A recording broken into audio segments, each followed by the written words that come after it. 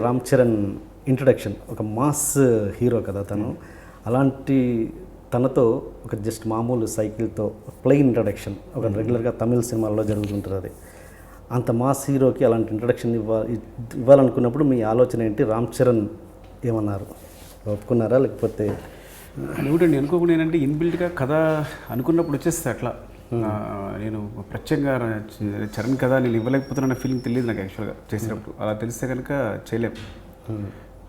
So కథ చెప్పే విధానం ఏంటంటే వాడు హీరో దేనికోసమో నేను వెతుకుతూ వెళ్తూ ఉండాలి, దేనికోసం సెట్ చేస్తున్నట్టు ఆతృత ఉండాలి అనే ఫీలింగ్ తప్ప మీరు చెప్తేనే కానీ నిజంగా నా బ్రెయిన్లో అది లేదు.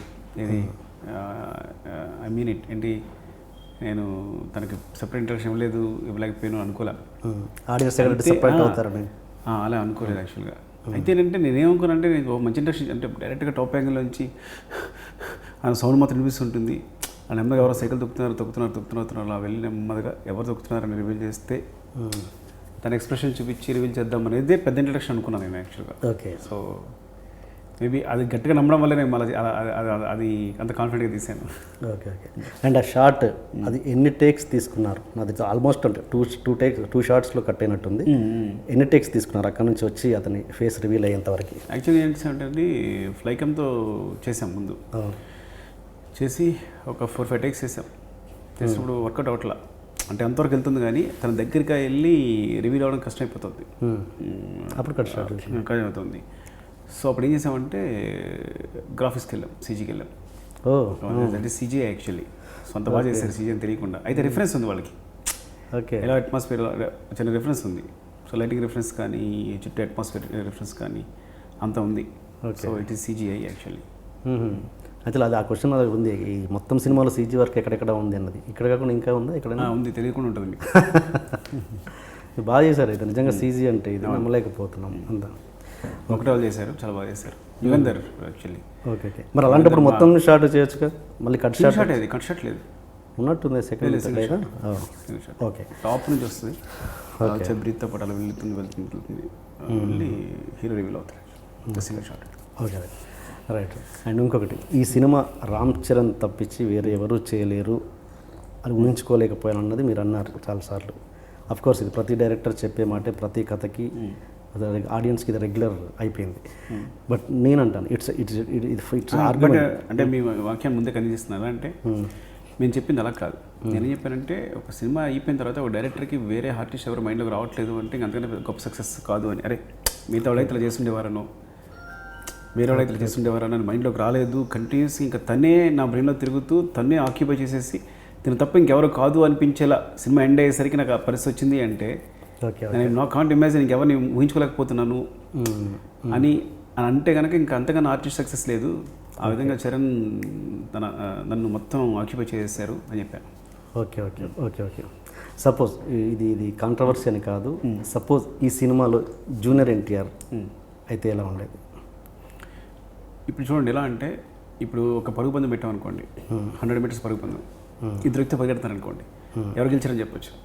ఓకే. సో నేను ప్యారల్గా ఇదే జూనియర్ ఎన్టీఆర్ గారితో చరణ్ గారితో తీస్తున్నాను అనుకోండి, అప్పుడు మీరు ఎవరని చెప్తే చెప్పొచ్చు. It's complete independent. సో ఒకళ్ళు చేసిన దాన్ని ఇంకోళ్ళు ఎలా చేస్తారని ఊహించుకోవడం కరెక్ట్ కాదు యాక్చువల్గా. Okay okay okay. డెఫినెట్గా తనైతే అన్యాయం మొత్తం చేసిండేవాడు కాదు, డౌట్ లేదు అందులో.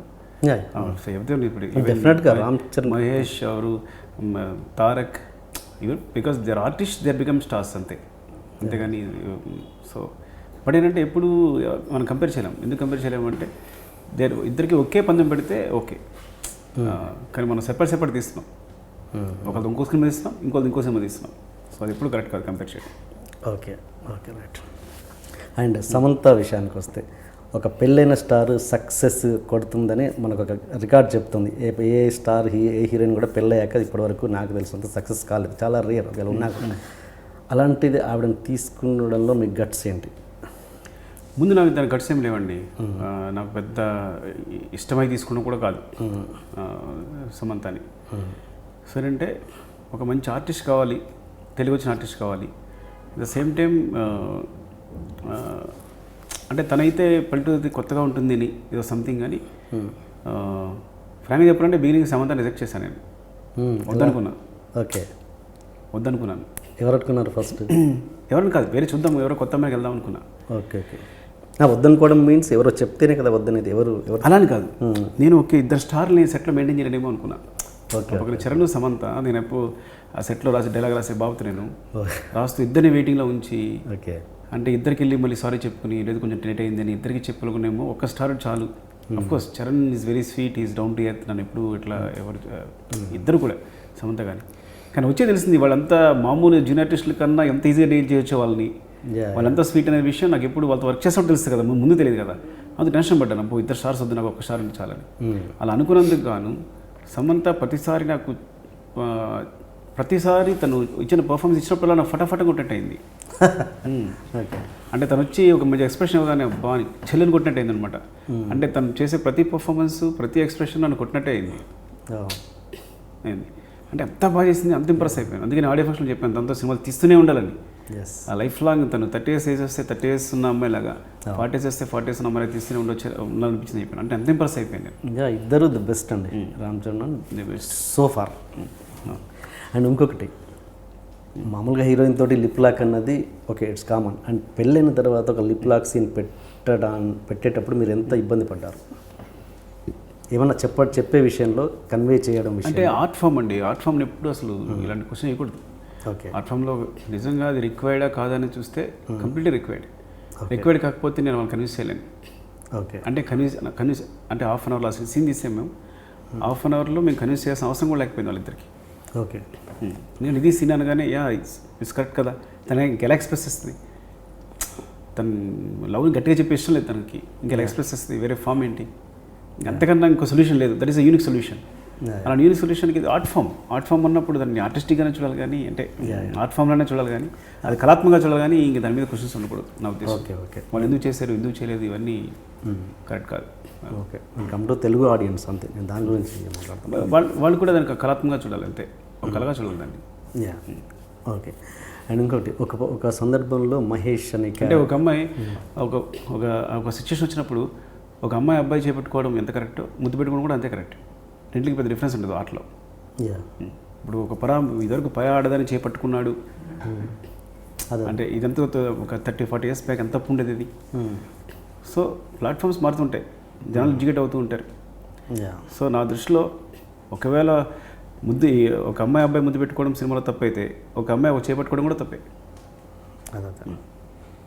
టాకింగ్ అబౌట్ మ్యారేజ్ అయిన అమ్మాయి గురించి, ఇది ఆర్ట్ ఫామ్ అన్నప్పుడు మ్యారేజ్ కాదా ఇంకా బౌండరీస్ లేవు, కలకనేది బౌండరీస్ ఉండవు. ఇప్పుడు ఆన్సర్ చెప్పేశారు. ఓకే, అండ్ అఫ్కోర్స్ నేను నా డౌట్, 80sలో ఇలా పబ్లిక్గా లిప్ లాక్ పెట్టుకునే సందర్భాలు ఉన్నాయంటారా? అది మీరు 80లోకి వెళ్తే తెలుస్తుంది. ఊళ్ళో పల్లెటూరులో ఎంత రొమాన్స్ జరుగుద్ది అనేది. పొద్దున్న ఊరంతా గుప్పమంటూ ఉంటుంది. అంతేనా? పొద్దున్న లేసరికి గుప్పమంటూ ఉంటుంది. అంటే అది రొమాన్స్ అనేది అది సెపరేట్గా వాళ్ళు ఏం వల్గర్గాను బ్యాడ్గాను చూడరు పల్లెటూరులో. ఓకే, అది భాగం, జీవితంలో భాగం. అంతేగాని మనలాగా పరదలు కట్టుకుని బతకరు. 80s అయితే అసలు బతికేవారు కాదు. డైరెక్ట్గా సరసాలు కూడా డైరెక్ట్గా ఉండేవి. భావమర్దల సరసన అయితే డైరెక్ట్గా ఉండేది. మళ్ళీ ఏడిపించడం కానీ, వినాయక చవితి లాంటి పరిస్థితి వచ్చినప్పుడు ఒకరొకరు తరుముకోవడం కానీ, కొట్టుకోవడం కానీ ఎంత అందంగా ఉండేదో ఆ సరసాలన్నీ. కాబట్టి ఎప్పుడు పల్లెటూరులో ఆ బ్యాషాలు ఉండవు, సంబంధాల మధ్య ముసుగులు ఉండవు, ఓపెన్గా ఉంటాయి. ఆ ముసుగులన్నీ మన నాగరికత పేరుతో మనం చేసుకున్నవే ఇక్కడికి వచ్చి పట్టణంలో. మీకున్నారు మరదలు? నా పొరపాటు మరదలు లేరు. బాధపడుతుండేవాడిని మరదలు లేరని. నేను చిన్నప్పుడు బావ మరదలు కథలు ఎక్కువ వస్తుండేవి పత్రికల వాటిలో. ఓకే ఓకే, కానీ నా మరదలు లేరు. Okay, and for more videos please subscribe to iDream. Please subscribe to iDream. Please subscribe iDream. And please subscribe to iDream. For more videos, subscribe to iDream. please like, share and subscribe to the channel. Congratulations, iDream. Subscribe to iDream. Subscribe to iDream. So subscribe to iDream Media. iDream ki iDream team andarki huge congratulations. Please subscribe iDream Media. Please subscribe to iDream. Subscribe iDream. Please subscribe to iDream. iDream అంటే నా కళల ఛానల్ను subscribe చేసుకున్న నోరు తిరుగుతలేదు, మీరైతే గంట గుర్తు కొట్టండి. For more such videos, please subscribe to iDream. Subscribe to iDream. Please subscribe to iDream. Please subscribe iDream Media. Please do subscribe to iDream. Please subscribe to iDream Media. For best entertainment and information, please subscribe iDream. And don't forget to subscribe to iDream.